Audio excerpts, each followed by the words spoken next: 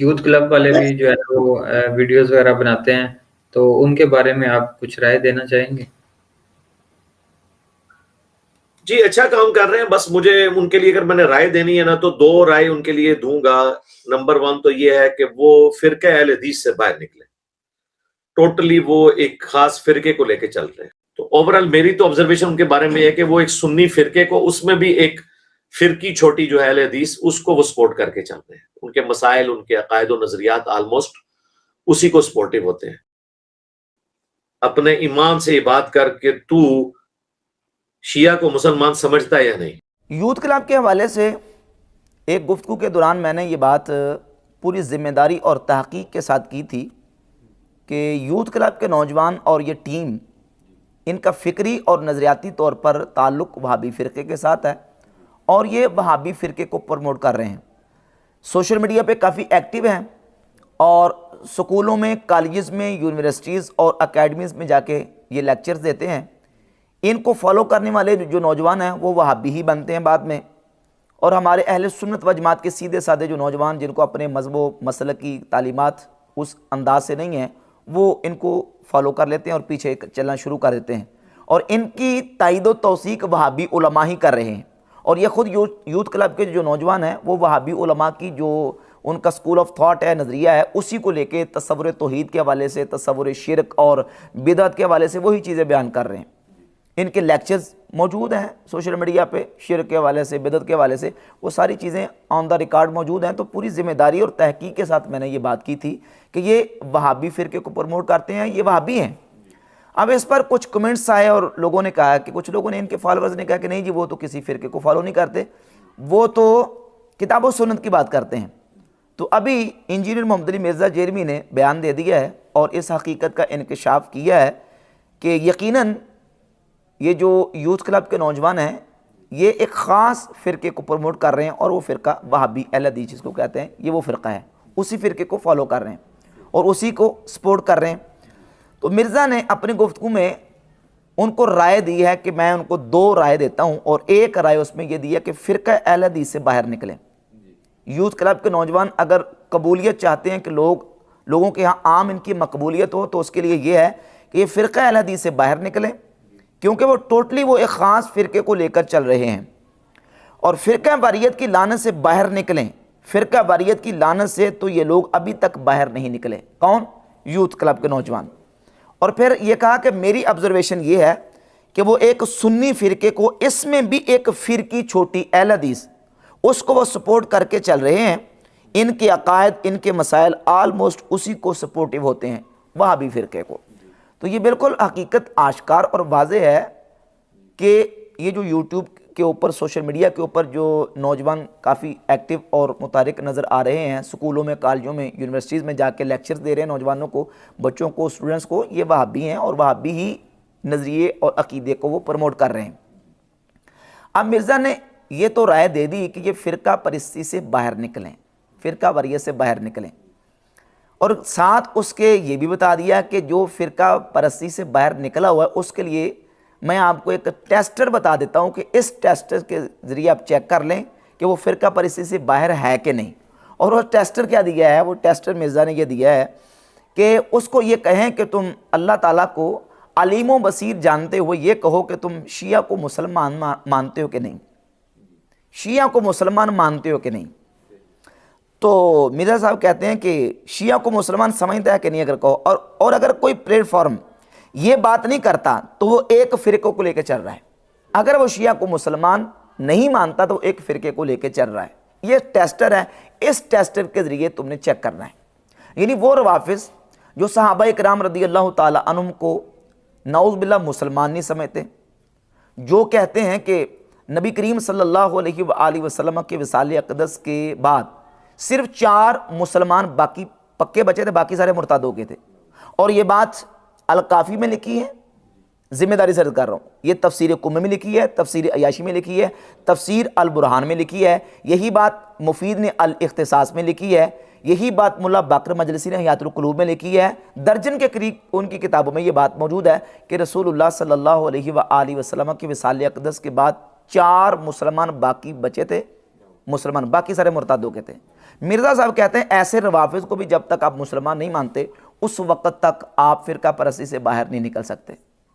ظاہر ہے کہ وہ یہ عقیدہ رکھتے ہیں.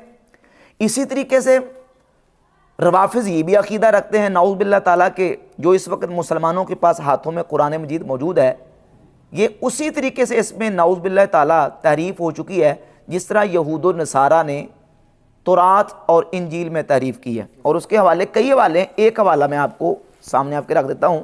یہ ہے کتاب کشف الاسرار.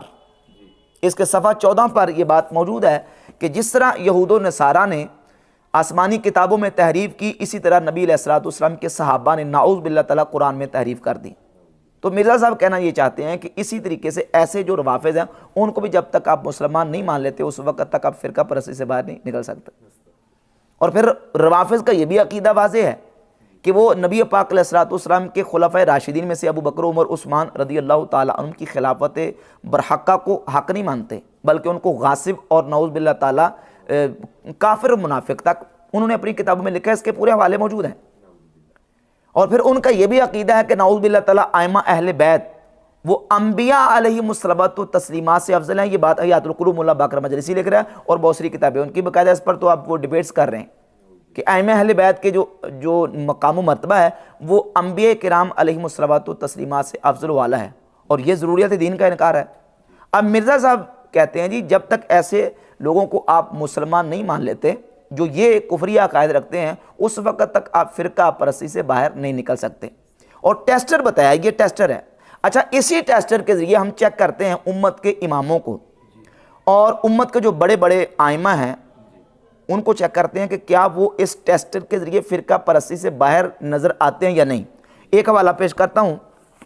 یہ امام بخاری رحمۃ اللہ کی کتاب ہے خلق و افعال العباد، دارالکتب العلمیہ بیروت لبنان سے چھپی ہے، اور اس کے صفحہ نمبر 11 پر رقم نمبر 40 ہے. امام بخاری رحمۃ اللہ ایسے روافظ کے بارے میں کیا عقیدہ رکھتے ہیں.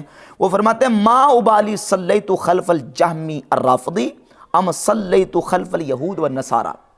فرماتے ہیں جہمی رافضی صحابہ کے دشمن اور مبغض کے پیچھے نماز پڑھنا میرے نزدیک کوئی فرق نہیں ہے. مجھے پرواہ نہیں ہے کہ میں کسی ایسے شخص کے پیچھے کھڑا ہو جاؤں یا کسی یہودی یا کسی عیسائی کے پیچھے کھڑا ہو جاؤں نماز پڑھنے کے لیے. یہودی اور عیسائی کے پیچھے نماز پڑھنا اور کسی رافضی کے پیچھے نماز پڑھنا میں برابر سمجھتا ہوں. یہ امام بخاری رحمۃ اللہ کا موقف ہے. اور وہ پھر فرماتے ہیں کہ ولا یسلم علیہم، روافظ کو سلام نہ کیا جائے. امام بخاری لکھ رہے ہیں ولا یعادون، اور ان کی عیادت نہ کی جائے. ولا یناکحون، اور ان کے ساتھ نکاح نہ کیا جائے. ولا یشہدون، اور نماز جنازہ میں شریک نہ ہوا جائے. ولا توکل ذبائحہم، اور ان کے ہاتھ کا ذبح کیا ہوا ذبیحہ نہ کھایا جائے. یہ امام بخاری رحمۃ اللہ لکھ رہے ہیں اپنی کتاب خلق و افعال العباد میں. تو اس ٹیسٹر کے مطابق تو امام بخاری پکے فرقہ پرست نکلے. آگے چلیے. امام مالک امام دار الہجرہ ان کا موقف کیا ہے.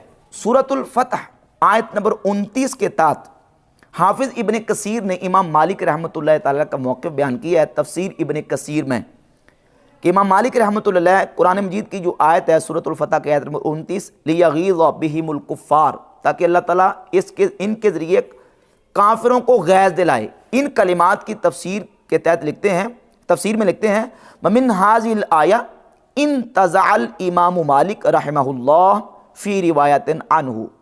قرآن مجید کی ان کلمات سے امام مالک رحمۃ اللہ علیہ نے یہ مسئلہ اخذ کیا ہے بتکفیر الروافض، روافض کو کافر قرار دینے کا. الذین یبغضون الصحابہ، وہ روافض جو صحابہ اکرام سے بغض رکھتے ہیں.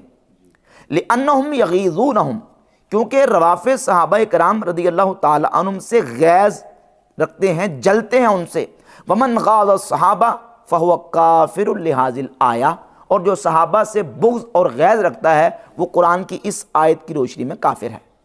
یہ امام مالک رحمۃ اللہ کا موقف ہے سورۃ الفتح کی آیت نمبر 29 کے تحت. ووافقہ طائفۃ من العلماء علی ذلک. ابن کثیر لکھتے ہیں کہ اسی پر علماء کا ایک بہت بڑا گروہ ہے جنہوں نے امام مالک کی موافقت کی ہے. والاحادیث فی فضائل الصحابہ والنہی عن التعرض لهم بمساءۃ کثیرہ، اور صحابہ اکرام کے فضائل اور ان کی برائیاں بیان کرنے سے رک جانے کے اوپر اور ممانعت کے اوپر بہت ساری کثیر احادیث طیبات موجود ہیں. وَيَكْفِيهِمْ ثَنَاءُ اللَّهِ عَلَيْهِمْ وَرِضَاهُ عَنْهُمْ، اور اللہ رب العزت کا ان کی ثنا کر دینا اور اللہ کا ان سے راضی ہو جانا ان کے لیے اتنے کافی ہے. یہ امام مالک رحمۃ اللہ کا موقف ہے. اور آگے چلیے، امام احمد بن حنبل رحمۃ اللہ تعالی علیہ روافض کے بارے میں کیا بیان فرماتے ہیں. یہ ابو بکر ابن خلال کی کتاب ہے السنہ. ابو بکر ابن خلال یہ 311 ہجری میں فوت ہوئے. حافظ ابن خلال لکھتے ہیں کہ امام احمد ابن حنبل رحمۃ اللہ تعالی علیہ سے ان کے بیٹے کہتے ہیں میں نے پوچھا ان سے، سألت ابی عن رجل شتم رجلا من اصحاب نبی صلی اللہ علیہ وسلم، اس شخص کے بارے میں کہ جو رسول اللہ صلی اللہ علیہ وسلم کے صحابہ کرام کو گالیاں دیتا ہے یا ان کو شتم کرتا ہے. تو امام احمد بن حنبل نے فرمایا ما اراہ علی الاسلام، میں اس کو مسلمان نہیں سمجھتا. کون؟ جو حضور کے صحابہ کو برا کہتا ہے، صحابہ کرام کو گالیاں دیتا ہے. امام احمد بن حنبل فرماتے ہیں ما اراہ علی الاسلام، میں اس کو مسلمان نہیں سمجھتا. سند اس کی محقق نے نیچے لکھا کہ سند اس کی صحیح ہے. اور امام مالک رحمۃ اللہ کا قول بھی اسی میں موجود ہے، رقم نمبر 779. اور ابھی امام احمد بن حنبل کا جو قول ہے اس میں رقم نمبر 782 ہے. امام مالک رحمۃ اللہ فرماتے ہیں الذی شتم اصحاب النبی صلی اللہ علیہ وسلم لیس لهم سهم او قال نصیب فی الاسلام. فرماتے ہیں جو شخص نبی کریم علیہ السلام کے صحابہ کرام کو گالیاں دیتا ہے اس کا اسلام میں کوئی حصہ نہیں ہے. تو ایسے روافض کے بارے میں ہمارے جو امت کے امام ہیں وہ کیا کہہ رہے ہیں، اس ٹیسٹڈ کے ذریعے ذرا چیک کریں کہ وہ ایسے روافض کو مسلمان ماننے کے لیے تیار ہیں جو جن کے یہ کفری عقائد ہوں.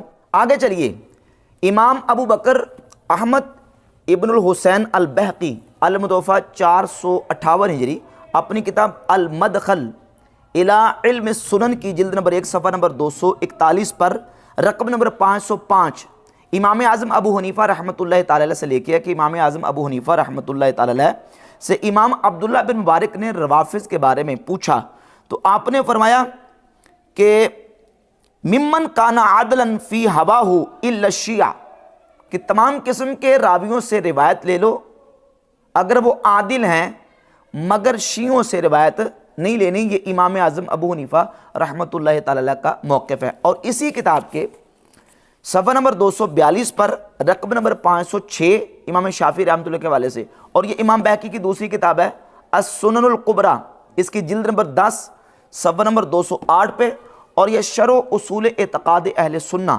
حافظ لالکائی کی المتوفی 418 ہجری، اس میں صفحہ نمبر 387 پہ امام شافعی رحمۃ اللہ کا قول ہے. فرماتے ہیں میں نے بڑے بڑے دنیا میں جھوٹے دیکھے ہیں لیکن اللہ رب العزت پر جھوٹ باندھنے والا اور اللہ پر جھوٹی گواہی دینے والا میں نے روافض سے بڑھ کر کسی کو نہیں دیکھا. یہ امام شافعی رحمۃ اللہ کا موقف. امام اعظم ابو حنیفہ، امام مالک، امام شافعی، امام احمد بن حنبل، امام بخاری رحمۃ اللہ تعالی علیہم، یہ سارے جو اہل سنت کے امام ہیں وہ روافض کے بارے میں کیا نظریہ رکھ رہے ہیں. اور مرزا جرمی کیا سبق دے رہا ہے؟ یہ ٹیسٹر ہے. اور اس ٹیسٹر کے مطابق یہ سارے امام تو مرزا کے مطابق نکلے، پکے فرقہ پرست فرقہ باز نکلے، کیونکہ وہ تو مرزا کے ٹیسٹر کے مطابق پورے نہیں اترتے. اور پھر جہاں تک فرقوں کی بات ہے، یہ اپنے آپ کو فرقوں سے باہر نہیں نکال سکتا. یہ کہتا تو ہے کہ میں نہ میں وہابی نہ میں بابی، میں ہوں مسلم علمی کتابی. اور اتنے بیان یقین جانے بدلتا ہے، اتنے رنگ گرگٹ نہیں بدلتا جتنے یہ اپنے بیان بدلتا ہے. بابوں کے حوالے سے دیکھ لیں، پہلی بات یہ کہتا ہے نہ میں وہابی نہ میں بابی. سوال یہ پیدا ہوتا ہے کہ وہابی کسے کہتے ہیں؟ دنیا میں کوئی فرقہ وہابی ہے؟ اگر ہے تو اس کی ڈیفینیشن کیا ہے، اس کی تعریف کیا ہے؟ کیسے ہم پہچانیں کہ تم وہابی ہو کہ نہیں ہو؟ ہم بھی کوئی ٹیسٹر لگا کے چیک کریں کہ تم ہو کہ نہیں؟ تو اس کے لیے ہمیں پھر ڈیفینیشن تلاش کرنی پڑے گی. وہابی کی ڈیفینیشن یہ ہے کہ جو محمد بن عبد الوہاب نجدی کے عقائد و نظریات کو درست مانتا ہوں، محمد بن عبد الوہاب نجدی کو صحیح مانتا ہوں، اس کو وہابی کہتے ہیں.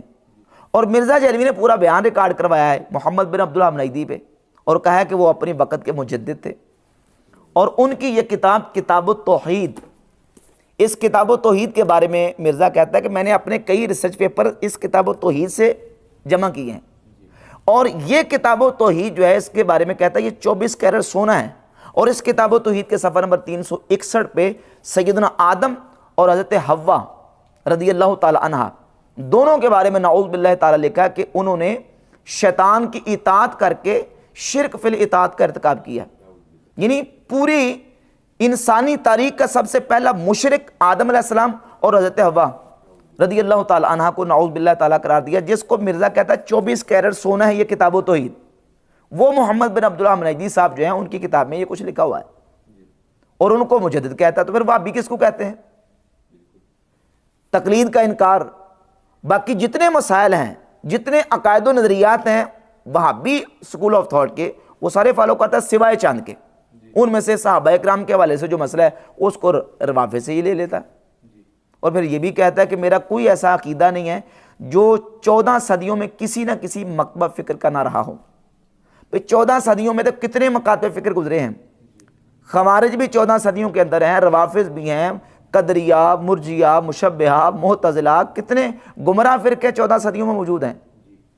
تو یہی تو فرقہ بنتا اسی طریقے سے کہ دو چیزیں یہاں سے لے لی، دو وہاں سے، دو وہاں سے، دو وہاں سے، فرقہ بن جاتا ہے۔ اور پھر کہتا ہے کہ نہ میں وہابی نہ میں بابی، میں ہوں مسلم علمی کتابی، میں مسلم ہوں، اور پلیٹ فارم استعمال کرتا ہے اہل سنت کا، کتابیں استعمال کرتا ہے اہل سنت کی۔ اپنا جو اس نے ویب سائٹ بنائی ہے، ویب سائٹ پہ اس کا جو ویب سائٹ کا نام ہے وہ اہل سنت پاک .com۔ اہل اسلام پاک .com کیوں نہیں، اہل سنت کیوں؟ یہ اس کے ریسرچ پیپر ہیں، یہ ریسرچ پیپر نمبر 12 ہے، دعا صرف اللہ ہی سے۔ اس میں اس نے نیچے لکھا ہے، دیکھیں، نوجوانان اہل سنت اسلام آباد من جانب الداعی الی الخیر، نوجوانان اہل سنت، ریسرچ پیپر نمبر کے نیچے لکھتا ہے نوجوانان اہل سنت، پھر ویب سائٹ کا نام اہل سنت، اور یہ جو کتابیں رکھی ہیں یہ بھی کتابیں اہل سنت کی ہیں۔ بھائی یہ جو صحیح بخاری، مسلم، ترمذی، ابو داؤد، ابن ماجہ، نسائی، ان کو شیعہ نہیں مانتے۔ فرقہ تو یہاں سے بن گیا۔ یہاں تو یہ ہے کہ تم یہ کہو کہ میں قرآن مجید کے بعد کچھ باتیں ان کتابوں سے لیتا ہوں، کچھ ان سے لیتا ہوں، کیونکہ میں کسی فرقے کو نہیں مانتا، مجھے جہاں سے جو بات اچھی لگتی میں لے لیتا ہوں۔ اب میں یہاں سے بھی لیتا ہوں، یہاں سے بھی لیتا ہوں۔ ٹیبل پہ تو صرف تم نے یہ رکھی ہوئی ہیں۔ اگر بخاری مسلم کو، کتب ستہ کو ٹیبل پہ رکھ کے تم بات کرو گے سنت کی کتابوں سنت کی، تو اس سنت کو تو شیعہ نہیں مانتے۔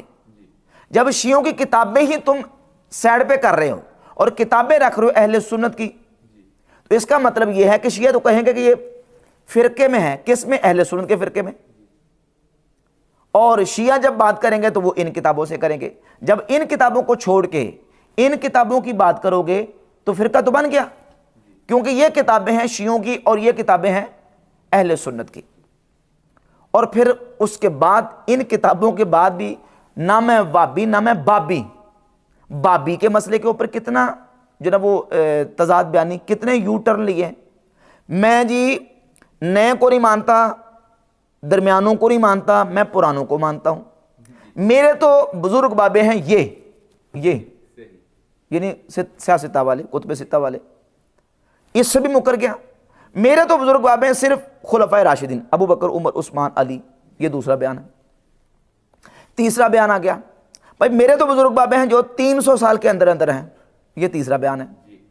اور چوتھا بیان ہے ابھی جو نیا ہے کہ میرا تو صرف ایک ہی بابا ہے، وہ ہے اللہ کے نبی صلی اللہ علیہ وسلم۔ نبی صلی اللہ علیہ وسلم کے بعد میں کسی کو حجت نہیں مانتا۔ یہ بیان آ گیا۔ تو اتنے گرگٹ رنگ نہیں بدلتا جتنے مرزا اپنے بیان بدلتا ہے۔